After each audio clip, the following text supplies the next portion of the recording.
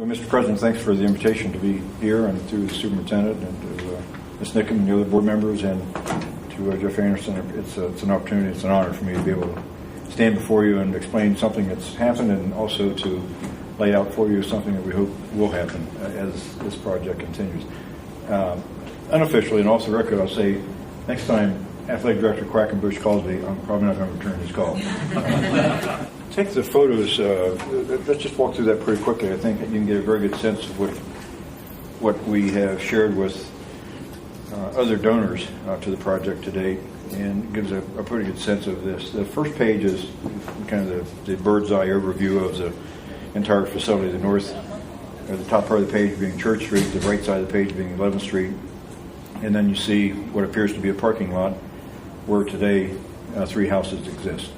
This is what things would look like at 10,000 feet or so once the properties have been purchased and demolished and the lot repaved. Page 2 is another view of that parking lot area.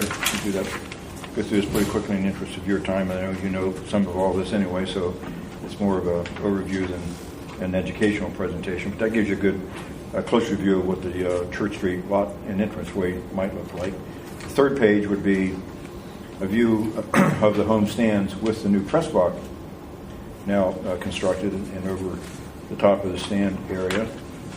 The fourth page would be a architectural rendering of what the home and visitor locker rooms would look like, the area below the home stands. And the one thing absent there would be the refreshment stand and the apparel area that's there presently, both of which would be eliminated, restrooms and locker rooms. Restrooms expanded, locker rooms renovated and modernized a bit.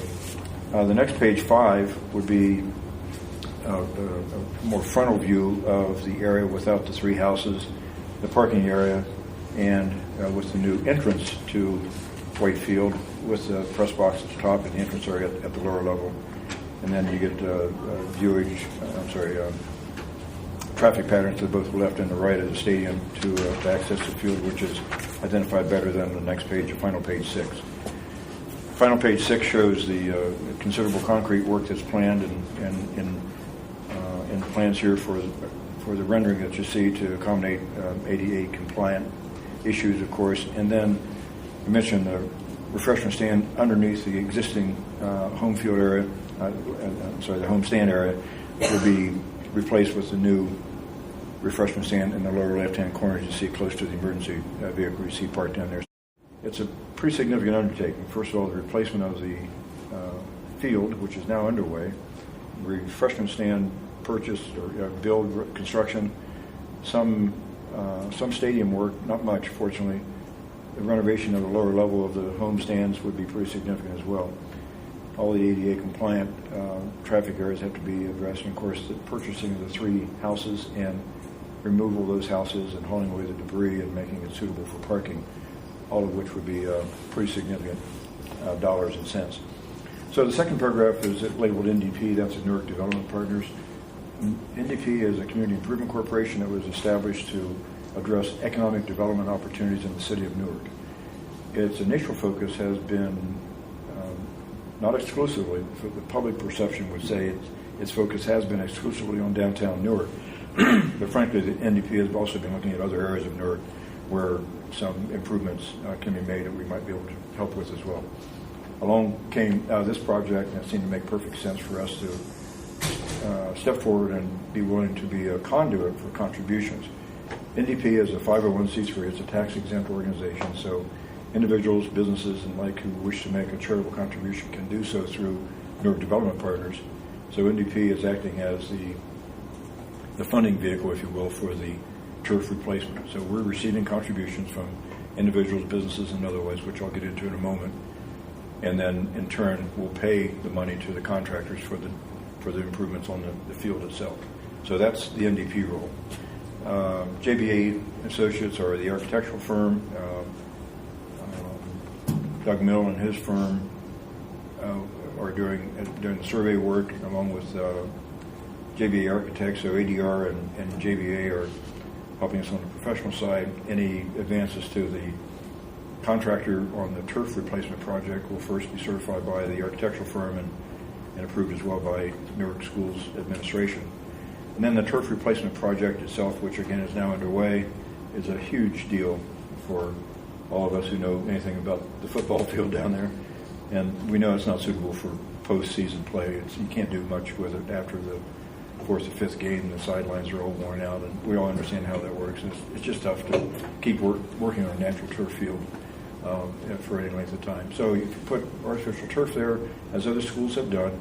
You can expand the offerings, you can expand the programs to lower levels within the system. The middle school and even younger have soccer matches, have band competitions, so you can really use it for multiple purposes year-round. It just would be a wonderful addition to New York City schools, and frankly as well to, I think, the city of Newark. Be able to host high school playoff games again. If you choose, Newark Catholic can continue to rent the field for their home games. That'd be something that's up to the Board of Education, of course, but this would be a field that can accommodate something like that, which is really, really, really good news. From a funding standpoint, Jeff first approached me about this, and we talked about this, he and Brian and I. If the private sector were to come to you and say they could fund the turf replacement, that would give you a very strong message, we think, from the community of support for investment of dollars into the Whitefield facility itself, the entire Whitefield facility. So that's been done. We've been able to successfully raise commitments for $750,000 to do the turf replacement project. We try to teach our kids. There's college, there's career readiness, there's also community readiness.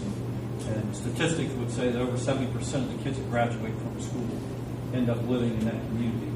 Even though when they're seniors, everybody's going to leave. Some leave and come back, but they'll be living in a community somewhere. And this is a good lesson for our kids to show how to give back to the community, because it's a huge undertaking. And we thank you so much for that. And I do want to mention Jeff back there, because he always hides back in the corner. I tell people, I told somebody the other day, because I believe this, we have the best athletic department in Central Ohio, and the leadership that Jeff Quackenbush provides in that. I know this was a huge undertaking for Jeff. And I mentioned too, as our head basketball coach and athletic director, he does so many things for the total program that don't necessarily benefit just the basketball program, because as I see it, this is not a benefit to our basketball program, it's a benefit to all our kids. It's a benefit to the city. So Jeff, thank you for all the work. You put in a lot of time and effort in this, so thanks for what you do. This wouldn't be possible in this community without you all doing your work first. Seriously. And you have to do it well, and you have. The school system has a superb reputation today in our community compared to several years ago. A lot of things have transpired. A lot of things have happened. You spend a lot of money. Taxpayers have assisted in that, certainly, and the state's done their share as well. But the Board of Education, it starts with you all, and hiring the superintendent, hiring the treasurer, and then they, in turn, getting the right people to be in the classroom, run all the programs, all the extracurriculars, have made Newark a much better public school system than I can remember, frankly. So going out and asking these contributors, these prospects for money, while it's time-consuming, I didn't have to convince anybody about the quality of education in New York City schools. That's something you need to hear. I mean, folks embrace what it is you're doing, and they put their money where their mouth is. So I think that speaks volumes to how well you as a board are performing, how you're directing, how you're leading, how the superintendent, treasurer, and all your administrators and faculty are doing in the classroom as well. Keep it up, please. It makes us proud.